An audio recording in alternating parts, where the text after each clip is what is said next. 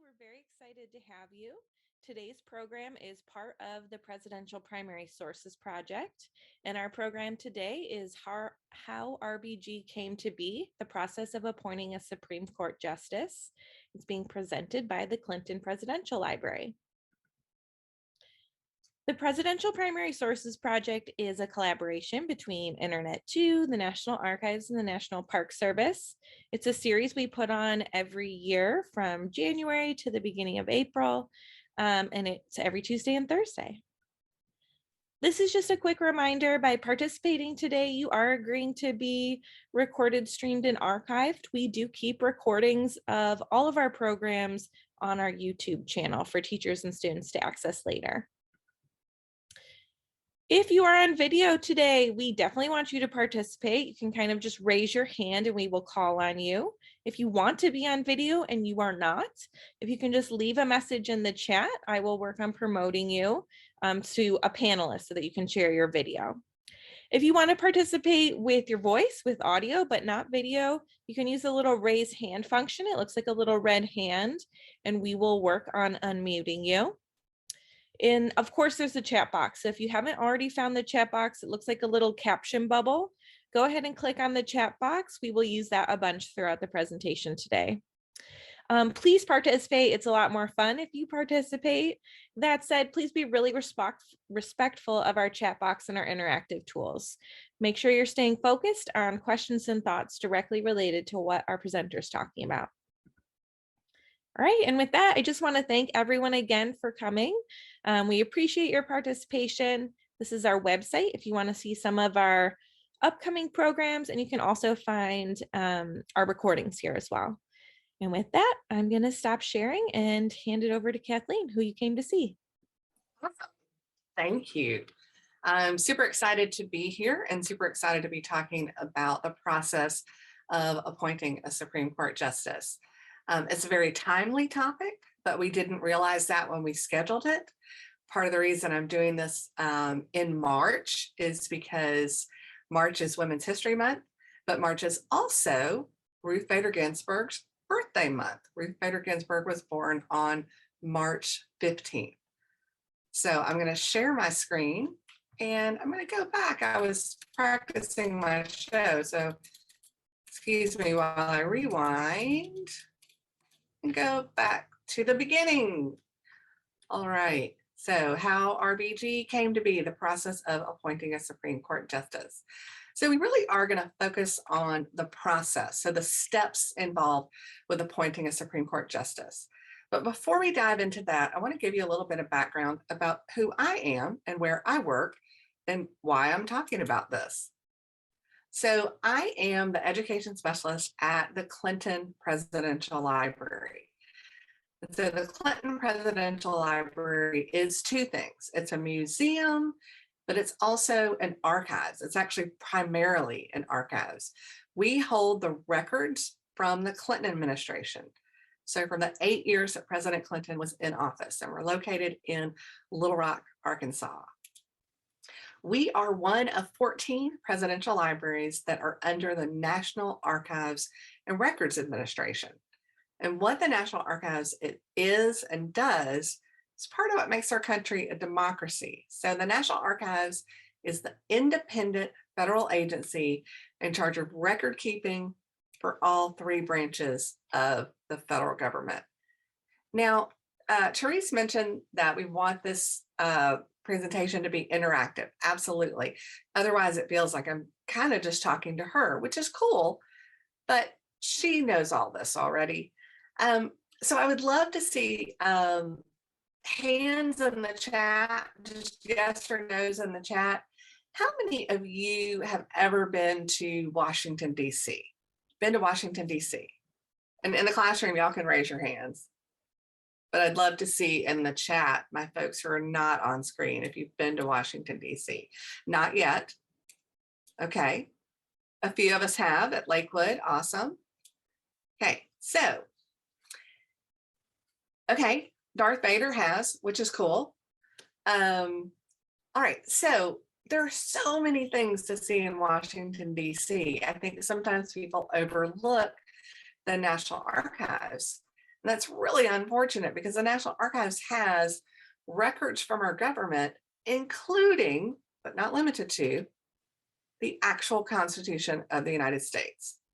You can go and look at it. How many of you have seen the movie National Treasure? National Treasure, Nicolas Cage steals the Declaration. Okay, this is where he stole it from, but he didn't really. Okay, well, I highly recommend going to DC and going to the National Archives. I also recommend watching National Treasure, although a lot of it is not factual. Okay, so let's refocus on the Constitution. The Constitution is really the key document to explaining how our government works. Now, can someone tell me in the chat, how many branches of government do we have? And I may have said it, just a few. Okay, all right, three.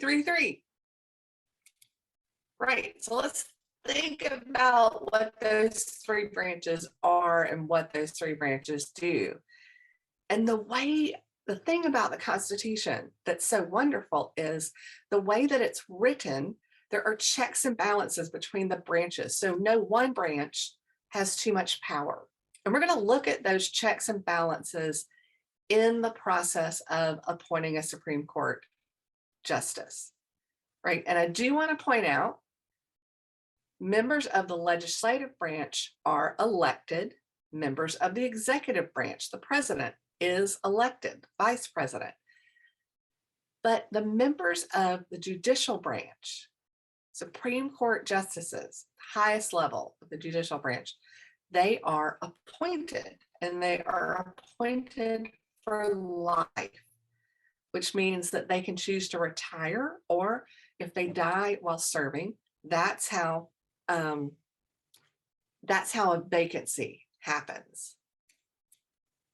All right. And when a vacancy happens, the President of the United States is responsible for appointing a new Supreme Court justice. Now, I want to dive in to Article 2 of the Constitution, just to look for a minute at the duties, the roles, the responsibilities of the president. Right, so the president is our chief executive. He's our commander-in-chief. He's our chief diplomat and our ceremonial head of state. I like to call these four roles the 4 C's. Makes it easy to remember. But there's a lot that goes into being chief executive. What does it mean when we say the executive power shall be vested in a president of the United States of America? Well, there's more information in the Constitution in Article 2. I really want to focus on the blue, shall nominate and by and with the advice and consent of the Senate, appoint judges of the Supreme Court. So there we start to see those checks and balances. So the president appoints, however, the Senate has to approve of a Supreme Court justice. Now, I want you to imagine for a moment that you are the president of the United States. You were sworn into office on January 20th. So on March 19th, how many days have you been in office? We can do this, right? Let's assume it's not a leap year. So if you were sworn in on January 20th, there are 31 days in January. So let's say 11 plus 28 plus roughly 60. Roughly 60. Yep, 58. Okay, so it's your 58th day in office and you have a big day planned. So let's look at what President Clinton had planned on March 19th, 1993. All right, so this is the president's official daily schedule, and these are available on the Clinton Presidential Library digital library website. I'm going to talk about that at the end, but you can look at the president's schedule for every day that he was in office. So here's his schedule. He's going for a jog. He's going to have breakfast with members of Congress. Then it looks like he's leaving and going to Atlanta. He's going to visit the Downtown Child Development Center. And then he's going to speak at something called the Apparel Mart.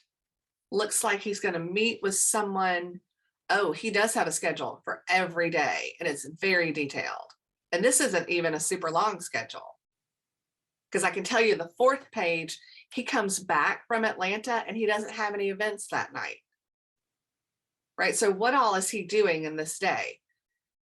Meeting with members of Congress, going to a child development center, speaking to people at the Apparel Mart. I'm not sure exactly what the Apparel Mart is, even though I'm from Georgia. I've never heard of it.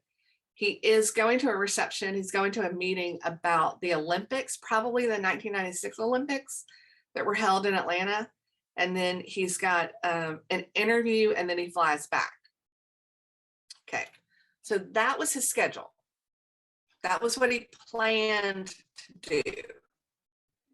Here's what he didn't plan to do. He didn't plan to learn that there was going to be a vacancy on the Supreme Court. All right, so let's look at this roadmap for just a second, because these are the steps that have to happen for a new Supreme Court justice to be appointed. Right? We said first, there has to be a vacancy. There are only 9 Supreme Court justices. After there's a vacancy, the president and his staff, they talk about potential nominees and they try and narrow those down, and they vet those nominees. Vetting is a word that means looking at everything, looking at all of their background. So all of their personal, all of their professional life. Once the president decides, the president nominates a candidate, a nominee, and then that nominee undergoes preparation for Senate hearings. So the Senate Judiciary Committee questions the nominee. The Senate Judiciary Committee votes on the nominee. And if they approve the nominee, it goes to the floor of the Senate for the full Senate to vote on the nominee. If they are confirmed, then there is a swearing in ceremony and they take the oath of office. So we're going to look at these steps related to Ruth Bader Ginsburg.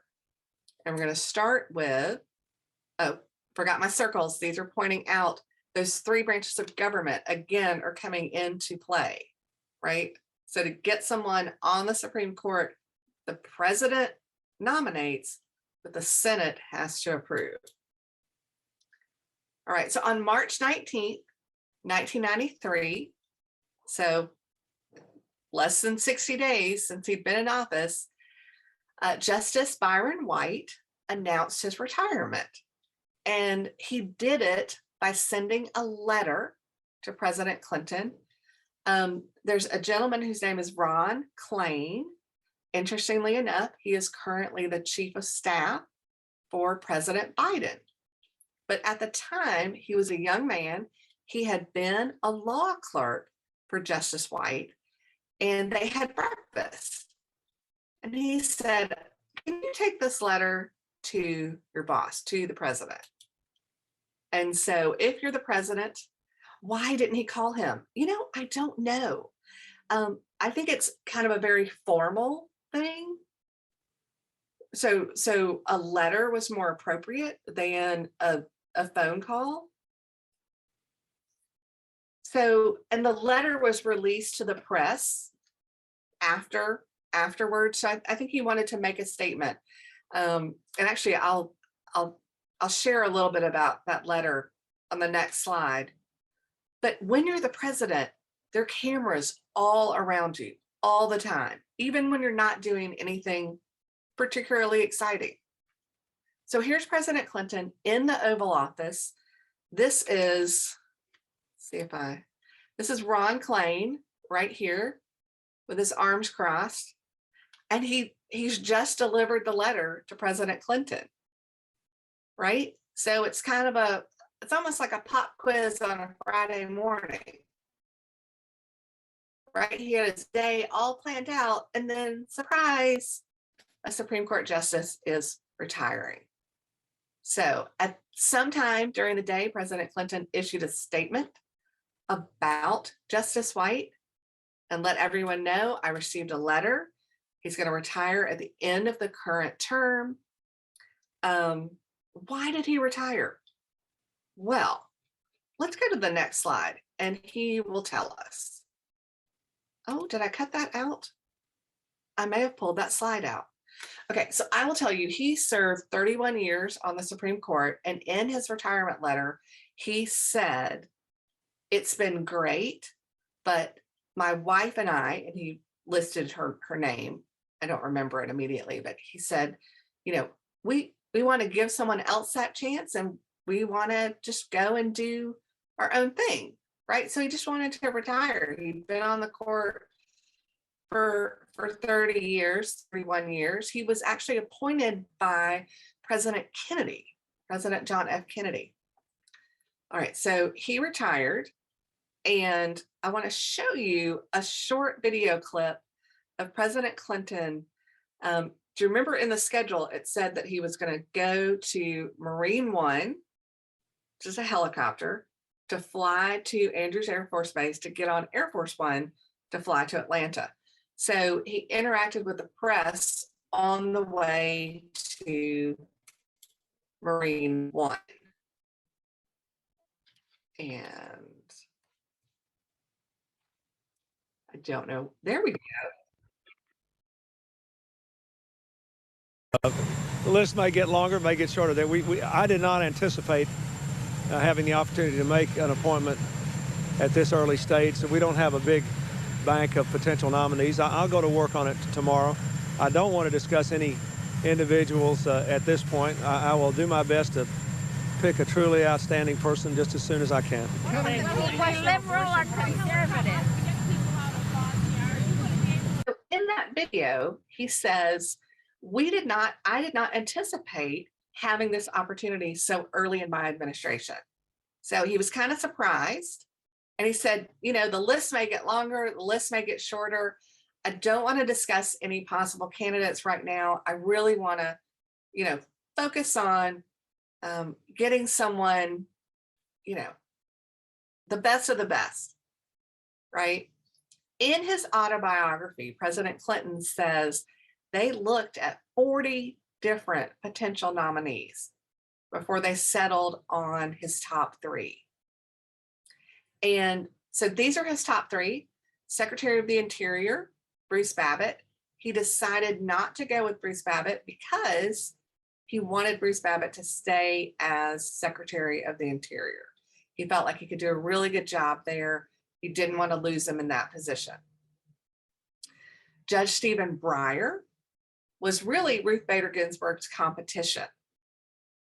And a year later, in 1994, there was another vacancy on the Supreme Court, and President Clinton appointed Justice Breyer. But President Clinton had a meeting with Ruth Bader Ginsburg, and he felt like she was the best choice to be the nominee. So these are some of the things that he looked at. So this fact sheet is one of the records that we have at the Clinton Presidential Library. Now, they did it from most current or professional to personal, right? So this sheet looks at her judicial record. So the things that she's done as a judge. It looks at her professional career before she became a judge. She was both a lawyer and a law professor. And then it also looks at her personal history. So this is just a summary of that. But this would have been pages and pages for this vetting process. So let's talk a little bit about the things that they looked at. I mentioned that Ruth Bader Ginsburg was born on March 15th. She was born in 1993. So if she was born in 1933, how old was she in 1993? I'm not really good at math, so you're going to have to help me in the 60. Yes. So she was 60 years old. She was one of two children, and her mother passed away right before her high school graduation. And there's a reason that I'm mentioning that, because it's going to come up later. But this is Ruth Bader Ginsburg as a young girl and then as a teenager. So she went to Cornell University and got her undergraduate degree in government. And then she went to Harvard Law, one of only 9 women in a class of 500, right? It was a really big deal. Then her final year, she actually finished her law degree at Columbia Law School, graduated in 1959. She was tied for first in her class, right? So why were there so few women? Well, back in the 1940s, 50s, 60s, 70s, even in the 80s, even today, there's gender discrimination. And so for a long time, there were no women at Harvard, right? There was a separate school for women. And women said, we want to go to Harvard. We want to go to Columbia. And sometimes they had to sue to gain access. And it's really, that's something that Ruth Bader Ginsburg felt strongly about, is equal access for women. And that's one of the things that she did when she was a lawyer, was to try to open doors for women and prevent gender discrimination. All right, she met her husband while she was at Cornell. They were married in 1954. They had 2 children, Jane in 1955, and then 10 years later, James in 1965. All right, so there they are in their college days, and there they are later with their 2 children. So this is a career timeline for Ruth Bader Ginsburg. We see that when she finished law school, that she was a law clerk, but then she went into academia, which is what we call working at colleges and universities, being a professor, or at this point, she was a research associate and then associate director of a program at Columbia. Then she was a professor at Rutgers in New Jersey, and then she became a professor of law at Columbia Law School. And you're going to see in a couple of slides that she was the first woman to be a law professor at Columbia. So the dark blue is when she's working in a court, right? She's a law clerk, and later she's appointed as a judge. The lighter blue is the work that she did in academia. The gray in the timeline are things that she did, professional organizations that she served in. But the red is really important right there in the middle. She co-founded the Women's Rights Project of the ACLU and served as the ACLU's general counsel. All right, so here we see pictures of her when she was a professor, right? And you can see that big headline, 1972, she's the first woman to serve on the law faculty at Columbia. It was a big deal, right?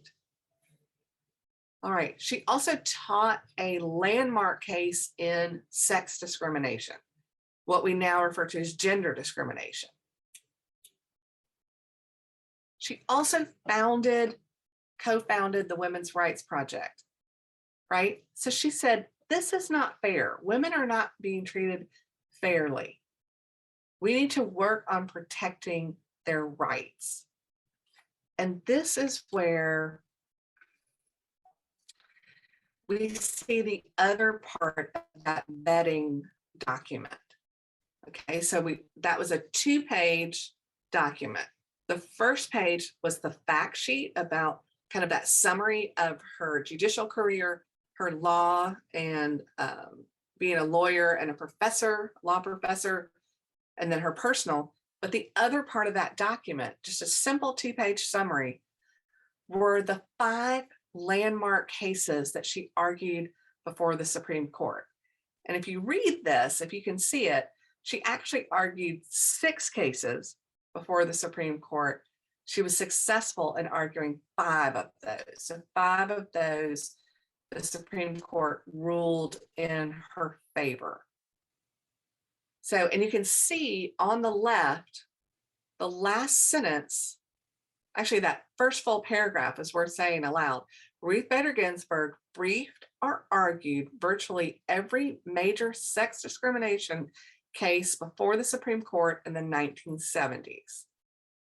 It is for this reason that she is often called the Thurgood Marshall of the women's movement. Right, so that's a big deal to be compared to Thurgood Marshall, who was a civil rights attorney and later served on the Supreme Court. Right, it's a really big deal to be compared to him. So these cases, they were concerned related to women who were not getting equal benefits as men, but also men who were not getting equal benefits as women. So that might sound a little backwards. What makes a landmark case? Something that really changes the way that we think about the law. So for example, I'm going to go to the next slide and I'm going to show you. It used to be that women were excluded from serving on juries, right? We know that the Bill of Rights guarantees us a trial by jury, a jury of our peers, and women could be charged with crimes, but women were not allowed to serve on juries. So there were 2 significant lawsuits, one involving Louisiana, one involving Missouri. So you can see those here, that said, this isn't fair. This is not fair. Women should be able to serve on juries. What's it like in the Supreme Court? You know, I've never actually been in the Supreme Court, but I'll show you a picture in a little while. I want to go back to the previous slide because I said something about equal rights for men as well.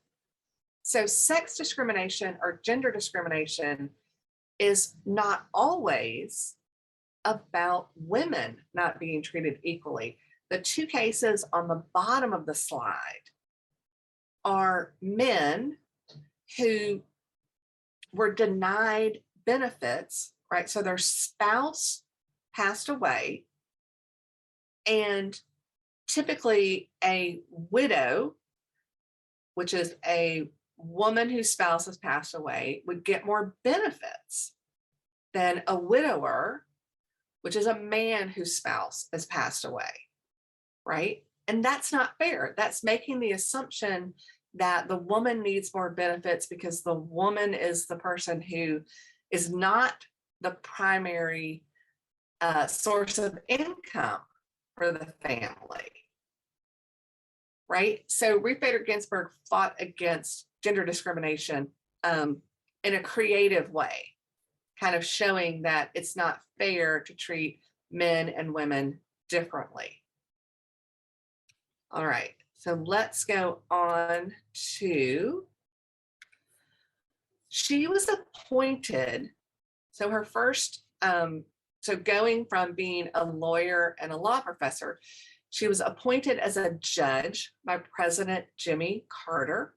So President Jimmy Carter was president from 1977 to 1980. He was elected in the fall of 1976. So he appointed her to the Court of Appeals for the District of Columbia. So she's now a federal judge, and she gains a reputation for being a consensus builder, right? So she can work with people who think differently than she does about the law and how the law should be interpreted. So they made the decision that she would be the nominee. And there's a very formal process, right? We talked about the formality of Justice White sending a letter to President Clinton. Well, the nomination takes that formality level a little bit higher. The president sends a very fancy piece of paper to the Senate that he signs that lists his nominee. So this is the letter that President Clinton sent to the Senate, July 22nd, 1993. So help me with that, and we can do an approximation. So if Justice White retired on March 19th, let's say February 18th, March 18th, April 18th, May 18th, June 18th. Okay, so that's roughly 5 months of vetting, of deciding, right? So they looked at 40 nominees, they narrowed it down, or 40 potential nominees, they narrowed it down to 3. They decided on Ruth Bader Ginsburg. So this is President Clinton and Ruth Bader Ginsburg. Does it always take that long? It doesn't always take that long. But if you remember in the video, President Clinton said, I didn't anticipate having this opportunity so soon. So he hadn't really thought about it, right? That hadn't been something that he knew was going to happen. He didn't have a big list of people to choose from. So like one thing that would be interesting to do, you know, that President Biden has already said who he wants his nominee to be for the current Supreme Court vacancy. So it would be interesting to look at the announcement. Interestingly enough, the person who is retiring now is Justice Breyer, right? So the justice that President Clinton appointed in 1994 sent President Biden a letter and said, I'm going to retire at the end of the term. So in a sense, it's actually quite similar, except that President Biden had been in office a year longer than President Clinton had when he got that letter from Justice Breyer. So it doesn't always take that long. All right, so here is President Clinton and Ruth Bader Ginsburg in the Rose Garden making the public announcement of her as the nominee. And one of the things that she talks about, it's a lovely speech, and you can actually watch it on our YouTube channel.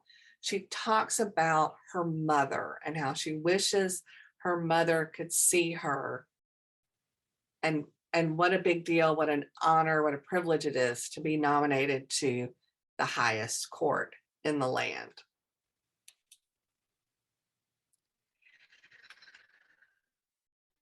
So after the nominee is announced, they have to get ready to go to the Senate Judiciary Committee hearings, right? So the Senate Judiciary Committee is senators, right? So we know that there are, do y'all know how many senators there are? There are 2 for each state.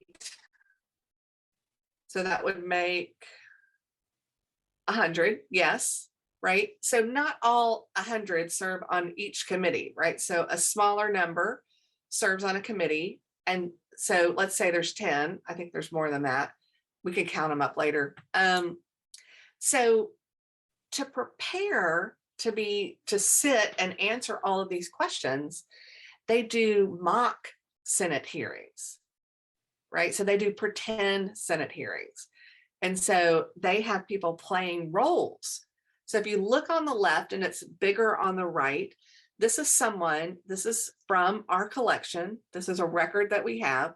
Someone had this piece of paper, right? And they were role playing Senator William Cohen, 52 years old, been a member of Congress for a long time, right? 1972, it's 1993, so a long time. And they're giving you information about how to pretend 21 years, how to pretend to be this senator, right? He's a Republican, but he has liberal views. He said he expects an overwhelming, if not unanimous, vote on RBG, and that she's an outstanding nominee, right? So probably don't have to worry a lot about tough questions from Cohen, but probably tough questions from other people. So you're practicing. And the other thing is people are watching you and they're making suggestions on how you can do better, right? So it's like a dress rehearsal. So imagine that you're in your living room and you're giving a speech and your parents and your siblings are watching you and they're giving you advice. You know, maybe they're saying, you said a lot, try not to do that. Well, in this case, they're looking at how Ruth Bader Ginsburg is presenting herself, how she's answering her questions. And they're saying things like, well, she gives short answers, but she's been coached to tell stories. And when she begins a story, it is usually several minutes before she finishes, right? So they're critiquing her style and the content of her responses. There's another document in which someone says that her style is laconic, which is a word you should look up. So it means that she speaks in kind of a slow, deliberate way, but that's a good word to learn. All right, so she went through all this preparation to get ready, and then she went to the Senate. So this is a picture of her getting ready to be questioned by the Judiciary Committee, interviewed. So they asked her a lot of questions about her positions on various issues. And at the end of the hearings, they approved of her nomination, right? So the Senate Judiciary Committee has to vote. They have to approve of a nomination before it goes to the full Senate. Now, has anyone not been approved? Yes. Yes. Not any recent Supreme Court justice nominations, but the Senate also has to approve members of high-ranking officials, like members of the cabinet. And sometimes the president has to withdraw a nomination because he knows that the Senate is not going to approve. So that does happen. That does happen. That did not happen with Ruth Bader Ginsburg.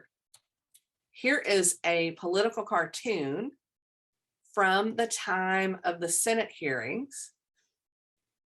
So you can imagine Ruth Bader Ginsburg was prepared for a fight, right? She was prepared to be bombarded with questions about her record as a judge, about things that she'd written, about speeches that she'd given. And so this political cartoon, how is she dressed? What is that she has on? She's got a sword, She kind of looks to me like a knight, right? So she's ready to do battle. And what are the senators, a suit of armor? What are the senators saying on the other side? Tell her we come in peace, right? They were not looking for a fight. And I like the little teeny, I don't know if that's supposed to be a bird. It kind of looks like a duck to me at the very bottom. And it says, this is not a nice thing to say about senators. It says they don't really care to hear you, but they dearly love to hear themselves. So whoever created this political cartoon was making fun of senators and the process of the hearings, and saying they really just want to hear themselves talk. All right. So a full vote was held in August of 1993. Now, a roll call vote. So in the Senate, sometimes they just have people vote yes, which is aye, or people vote no, which is nay. And sometimes they just do it kind of as a big, almost like a show of hands. But in this case, a roll call vote is where each senator's name is called out and their vote is recorded. So in this case, 96 senators voted yes or said aye, and 3 voted nay. So what are we missing? How many senators are there? 100. So we're missing 1 vote, right? 96 and 3 is only 99. There was 1 person who didn't vote. So as a senator, you can choose, you can abstain from voting. And I don't know why they did, but somebody didn't vote. But Ruth Bader Ginsburg was approved by the Senate with an overwhelming majority, which is what we saw, what we thought. That's what William Cohen said he thought would happen, Senator Cohen. Yes, seems very bipartisan. All right, so here is Ruth Bader Ginsburg being sworn in on August 10th, 1993. And so the Supreme Court has 9 justices, but there's one of the 9 who's in charge. They're called the Chief Justice. And in this case, it was William Rehnquist. And he is who did the swearing in. And so you can see President Clinton behind Ruth Bader Ginsburg. Now, there was a question earlier about what's it like in the Supreme Court.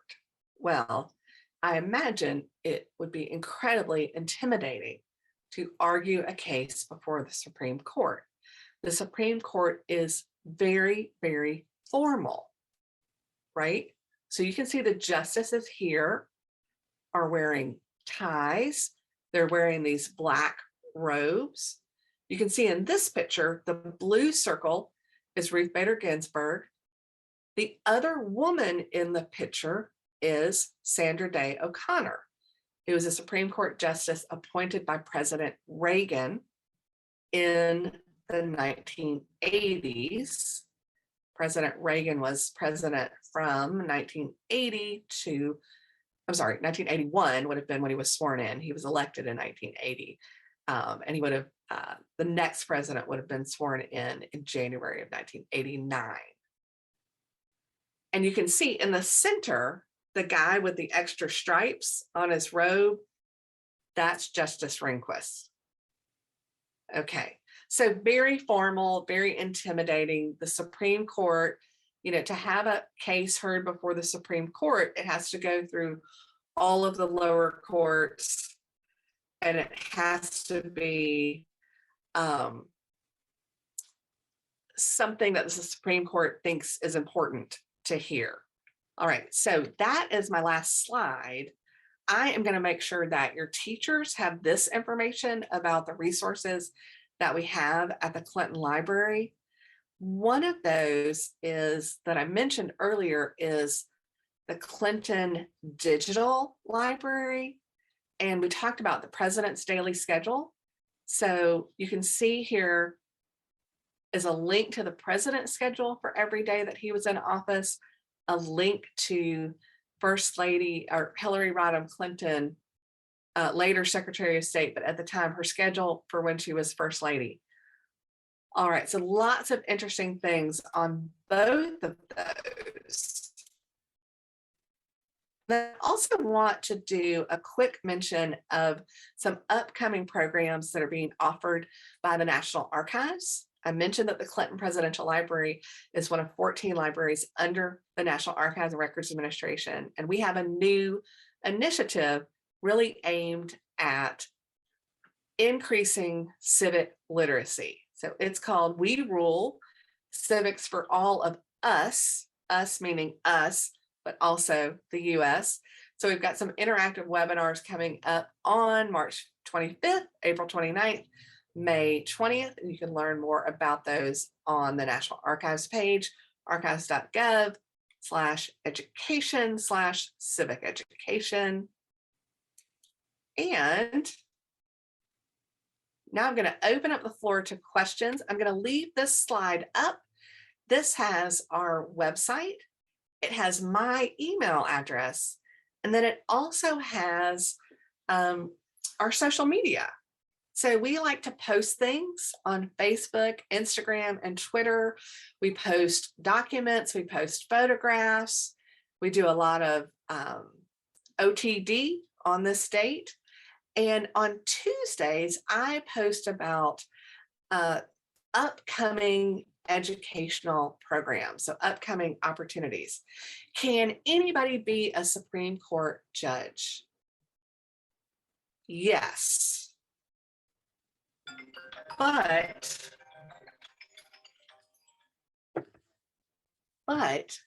it would be difficult for someone to be approved by the Senate who didn't have experience as a federal judge, right? So typically that's what we see. What we see are presidents look at people who have already been in the system, so have already worked as a federal judge, and they kind of see how they get along, how they rule on things, and they tend to pick people who have already been a federal judge. All right, it looks like Edgewood has at least a couple of questions. Go ahead, Edgewood. How many Supreme Court justices in total are from Indiana? I would have to search that on the internet. I do not know. I do not know. All right, next question from Edgewood. Can you leave the Supreme Court and then come back to the Supreme Court? No. I don't think they would let you do that. And typically people serve a really long time. It's an appointment for life, and you know, a lot of people serve for a really long time, right? So if Justice Stephen Breyer, who just retired, was appointed in 1994, how long has he been on the court?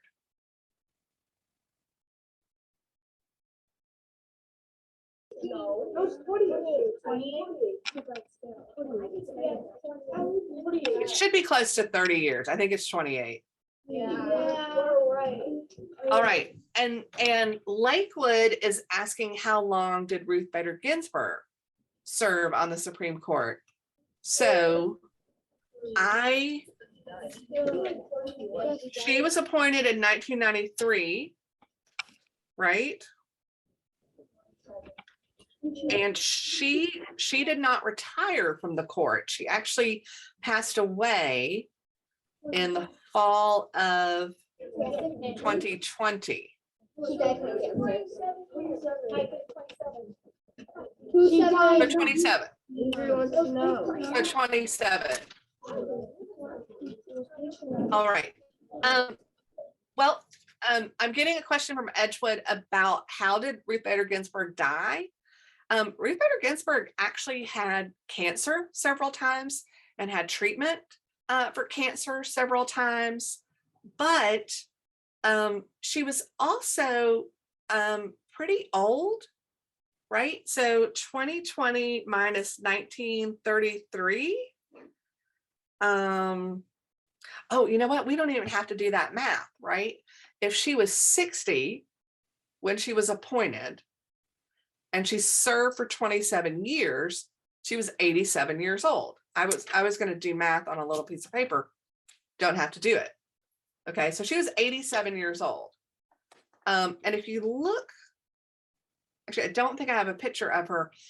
In her later years, when she was battling cancer, she actually started wearing gloves in public, real pretty, like lace and crochet gloves, but just as an extra barrier, extra germ barrier. All right, I think I have another question from Edgewood. Go ahead, Edgewood.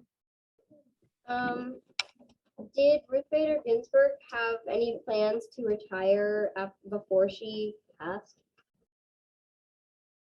You know, I saw her speak. She actually came to Little Rock in the fall of 2019. And at that point, she was not planning on retiring. So I don't think she did. I think she planned to just keep serving. These are really good questions, by the way. Go ahead, Edgewood. What if there's a vacancy when there is no president?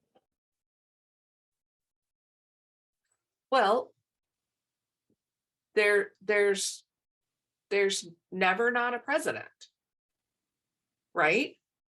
So the Constitution, the way that it's laid out, there are lots of things in place so that there's, and I'm sorry, I'm using a double negative. So there's never not a president, right? If the president is incapacitated, who takes over? Who's the next person in line? The vice president, right? Okay, and there's a whole, the 25th Amendment really lays out the rules of succession, right? And then if you think about when we switch from one president to another, right, that happens on January 20th. And on January 20th, after an election, so let's say 1992, President Clinton is elected.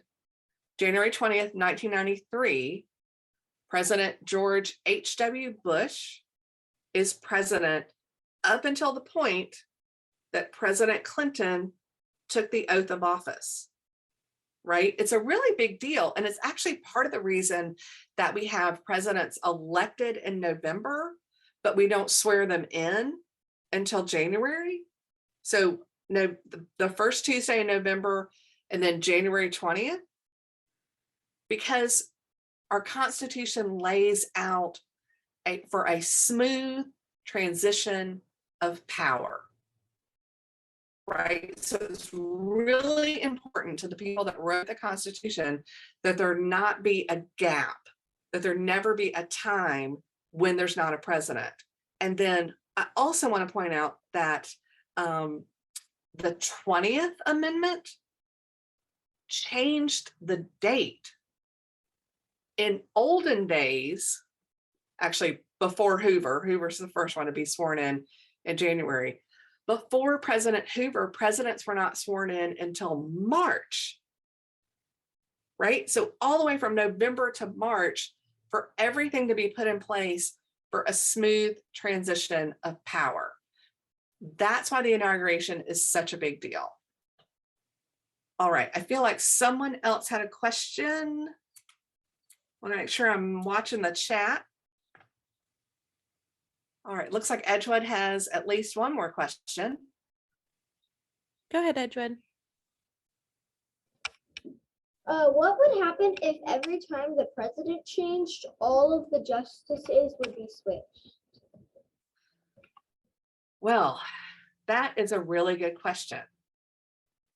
Part of the checks and balances, part of having the justices not switch every time is so that there's a mix of viewpoints, right? So people who feel differently, people who interpret the Constitution differently. Because at the end of the day, that's what the Supreme Court does, right? They look at laws and the way laws are enforced and determine if that is constitutional, right? So the Supreme Court can throw out a law and say that law is not fair, it's not constitutional, it doesn't meet our standards. And, or they can say the way you're enforcing that law is not fair. And so when different presidents appoint different justices, we get people with different viewpoints, right? So there's kind of a balance in the court. And if the justices changed every time the president changed, well, let's just think about it this way, right? If you were the person at your school in charge of enforcing the rules, and you got to appoint 9 of your closest friends to determine whether or not you were enforcing the rules fairly, would that be okay? I'm not sure it would. I'm not sure it would. I think it would probably be better if some of the people who were deciding if you were enforcing the rules fairly were your friends, and some of the other people were maybe people you didn't know or people that you didn't necessarily agree with. That would probably be more fair. All right, who is the oldest Supreme Court justice? You know, I don't know. I've got 2 of those. Yeah, I think before we do this presentation again at 1, I am going to get on the internet and do a search and find out about justices from Indiana and about who's the oldest person who's currently serving. And I'll probably go ahead and figure out who is the oldest person to have ever served, because I feel like those are both really good questions. All right, looks like we have one more from Edgewood. Go ahead, Edgewood. How many times can how many times can the Senate deny a candidate? I think they just do it once and then it's done. Like I think if they say no, if they don't approve, if they don't consent is the word that we see in the Constitution. If they don't approve, that nominee doesn't get to be a Supreme Court justice or a member of the cabinet. There was a question earlier. Is there anything that can be done if a nominee doesn't get a hearing, like Garland? I don't know. I don't know if there's any way. I honestly don't know. I saw that question earlier and I skipped it because I didn't know the answer, but it's a good lesson to learn that adults don't always know the answer and that our system of government is sometimes complicated. So if you remember at like the 3rd or 4th slide, the road to becoming a Supreme Court justice is not a straight path, right? Lots of curves in there, lots of things come up, and you never know how it's going to go. All right, well, we're just at time, so I just want to take a minute to thank everybody who came and participated. We really appreciate all your great questions and thoughts. And Kathleen, thank you so much for this wonderful presentation and taking the time to share it with us all. We really appreciate it. Absolutely. Thank y'all for being active participants, both on the screen and in the chat. Lots of good questions, and I'm looking forward to seeing.